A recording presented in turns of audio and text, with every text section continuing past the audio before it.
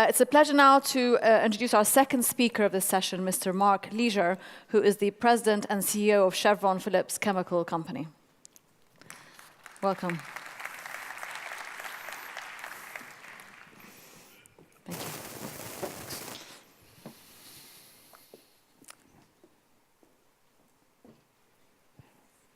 Excellencies, honored guests, distinguished visitors, good afternoon, and it's a pleasure to be here. It's an honor to be here speaking to you at the 13th Annual GPCA Forum.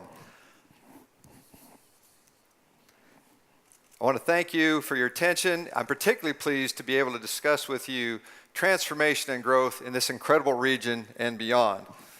But first, we have to have a little disclaimer. Do not make any investments, do not make any big decisions based on what I'm about to tell you, or my lawyers will have a chat with me. Okay, transformation.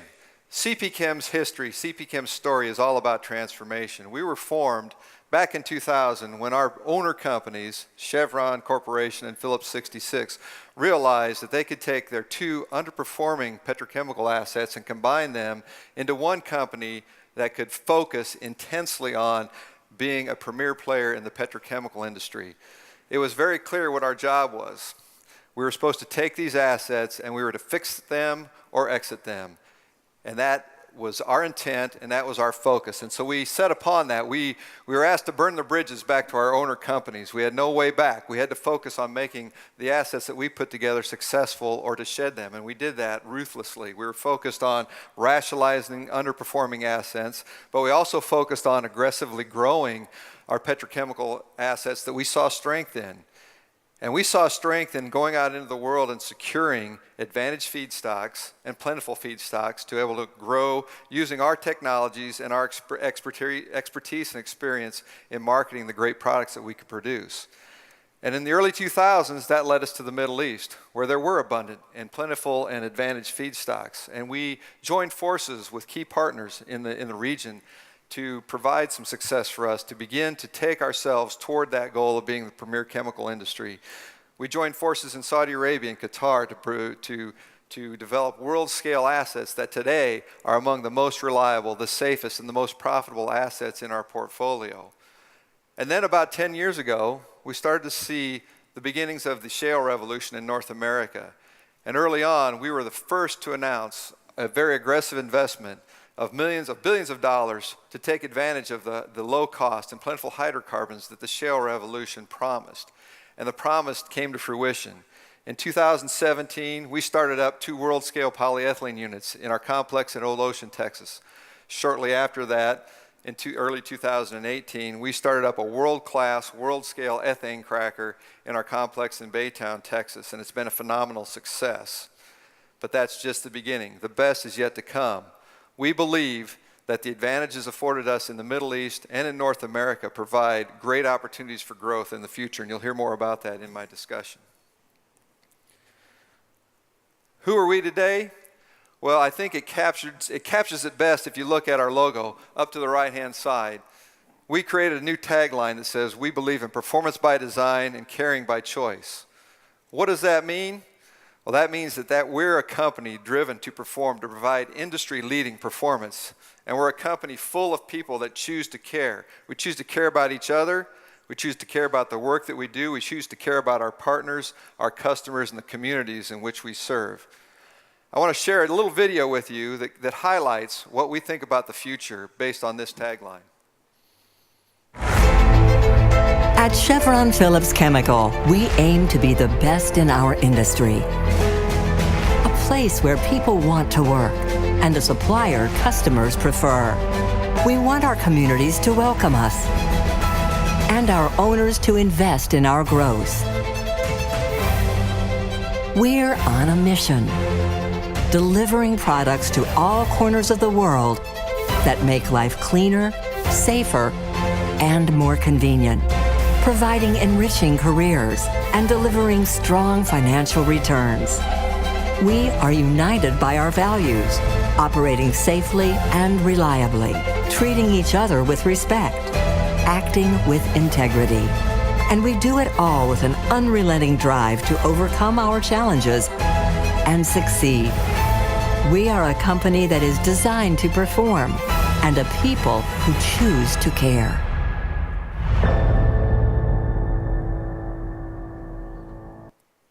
We are on a mission. We're on a mission to take advantage of the transformations that are taking place in our industry and in the world. One of the biggest transformations that's been taking place is advantaged feedstock. This is a cost curve that shows the cost to produce ethylene at various locations in the world. Now, for decades, here in the Middle East, has been the standard for cost-advantaged feedstock, and you can see that that persists today. But as the shale revolution took place in North America moved from the worst position on this cost curve to second only to the Middle East. And that is based on the abundant feedstocks that are coming out of West Texas, out of the Marcellus in Pennsylvania, and out of the Bakken up in North Dakota, providing decades and decades of low-cost resources that we intend to take advantage of. And we believe in the shape of this cost curve, and we believe that the shape of this cost curve will persist for decades. The high-end tail of it will move up and down with the price of oil, but we believe that the Middle East and that North America, based on shale advantage, will be firmly placed at the cost advantage position on this scale. And we intend to develop and continue to pursue projects that are based on this shape of this cost curve.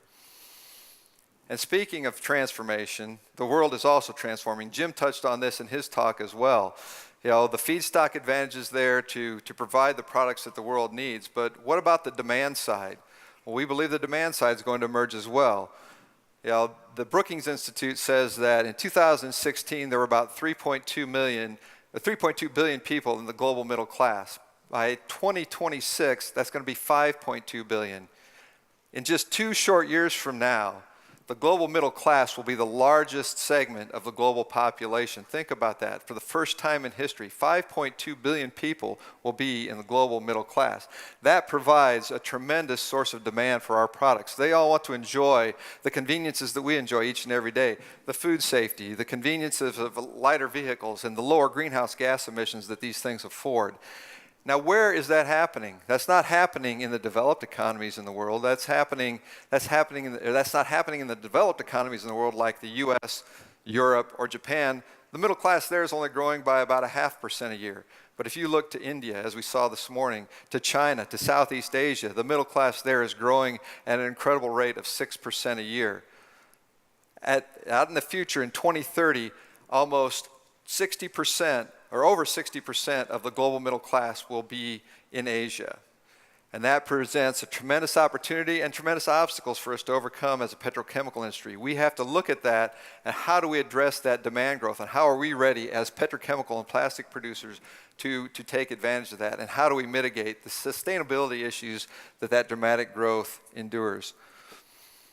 We've got some key decision points to make as an industry when we think about positioning for that growth, when we think about taking advantage of the feedstocks that the world affords us. How do we position to take full advantage of that? First and foremost, do we look at organic or inorganic growth? Over the last several years, there's been a dramatic number of merger and acquisition activities. This has largely been driven by low interest rates and positive economic activity, sometimes so positive that the valuations of mergers and acquisitions has been so high that it's difficult to capture and create value. So you have to address that for very specific reasons. You have to anticipate what it will do for you in terms of scale, and what will it do for you in terms of return for your investment. Once you decide how you're going to grow, you could grow both organically and inorganically. You can get a very quick return for your investment on inorganic growth through mergers and acquisitions, and you can also have longer term growth based on organic investments. A lot of companies are headed down that path. And in addition, you read a lot from analysts talking about state-owned enterprises and major oil companies that are looking at focusing downstream. Again, this morning you heard that from Aramco. They are focused on dramatic growth in the downstream. They'll be competing for these same resources. And how do you find your spot in the world in the face of that competition? And if you believe that the Middle East and the North American resources offer the best advantaged feedstock position for you, where do you invest? Do you invest in the Middle East, or do you invest in North America, or both? We have tremendous partnerships right here in the Middle East that we continue to believe have growth opportunities. But if you listen to the American Chemistry Council, there's also been tremendous growth opportunities in the U.S. Since 2010, the ACC tells us that over 333 petrochemical initiatives have been announced. Total cumulative value of those projects has been over $200 billion in North America. What you might not know is that 2/3 of those projects involve foreign investors, either wholly owned investments by foreign investors or foreign investors that are joining forces with American companies to take advantage of what the shale resources have to offer. Much like what companies like ours have done in the Middle East, joining forces with local companies to get a foothold in advantaged feedstocks in the Middle East. So I believe there's opportunities to do both. I believe there's opportunities for us to diversify our portfolio and to join forces with friends in the Middle East or bring those friends to the U.S. to gain access to advantaged feedstocks in North America. And so that brings us to the next decision point.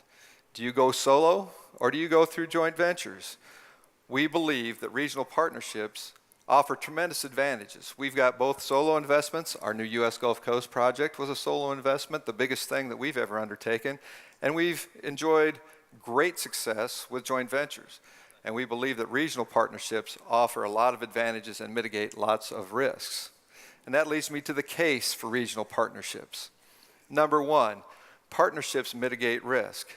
For investments in the Middle East, local partners offer avenues to secure low-cost and plentiful feedstocks. They offer avenues to develop the key relationships with key stakeholders in the government organizations so we can build long-term, fruitful relationships that benefit both parties and pass the test of time.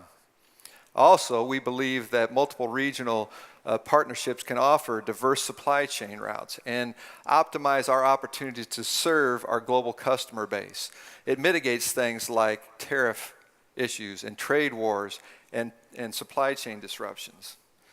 And we also believe that having regional partnerships diversifies our access to talent pools, that we can access talent pools globally to bring in a diverse talent base that allows us to bring the best minds to bear on our problems and to get the best possible outcomes. You know, we are a joint venture, so we are a partnership inherently, so we understand the advantages that large owners like Chevron and like Phillips 66 can bring to the table. And we can do that at our scale as well. We can bring in two companies that have great financial resources, two companies that have great technical and project management resources, and we can provide the diversity of viewpoints that will drive us to the best possible solutions.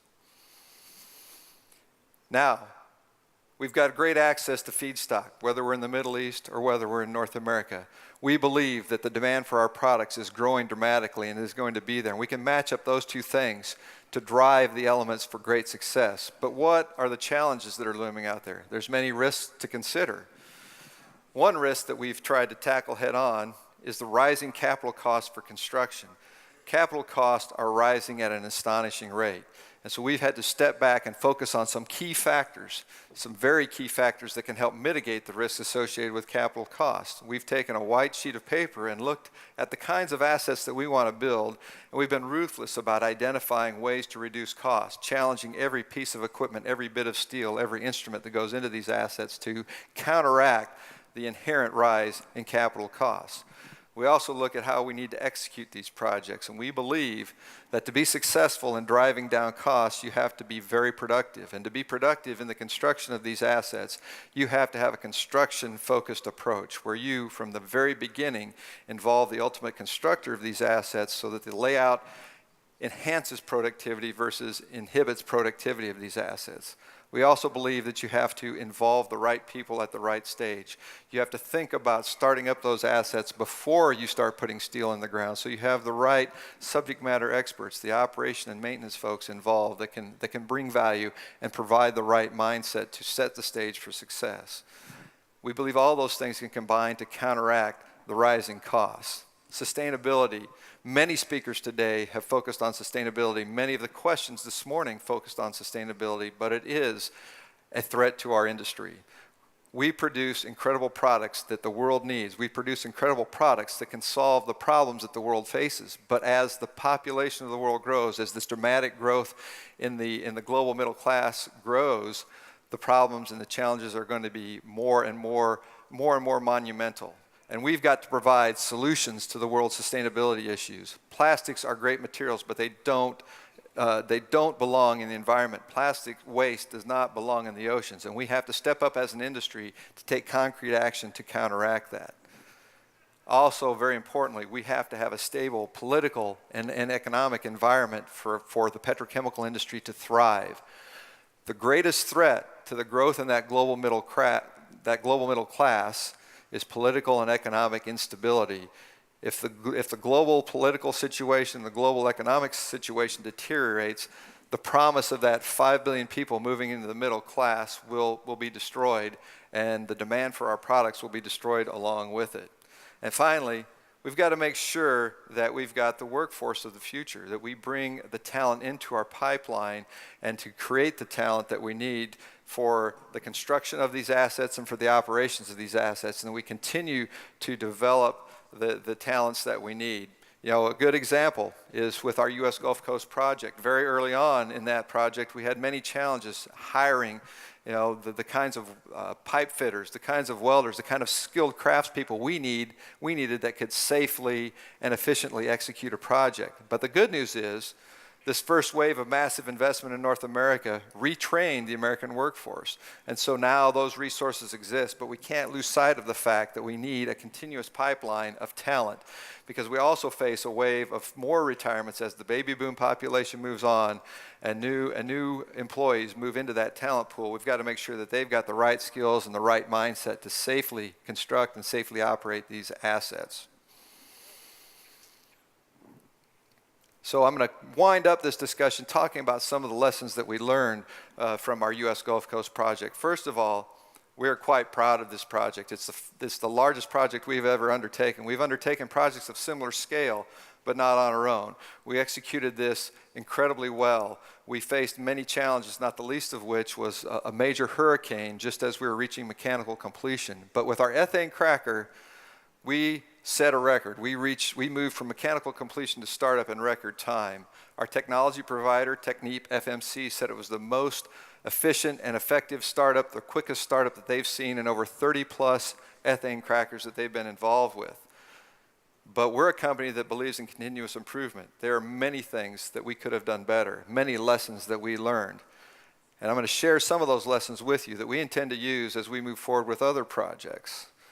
We believe that trust enables high performance. And when executing these multi-billion-dollar projects or executing anything involving partnerships, the first and foremost thing is you have to have a basis of trust. And when we talk about trust, there's two components that we talk about. We talk about having high integrity. We have to talk about character and integrity in the same conversation, and we need to have partners, and we need to have technology providers, and we need to have EPC construction companies that we can develop a high level of integrity with. But we also need an incredible level of competence. When you're spending this kind of money, when you're investing this kind of capital, you have to have partners, you have to have service providers that have a high level of competence and hold them accountable for that. And if you establish those two things up front, you set the stage for a high level success. You set the stage for much quicker transitions. You don't get bogged down in the minutia. You're able to make decisions on a much quicker basis and be able to move forward on a much more efficient basis. Then also you have to optimize cost at every step of the way.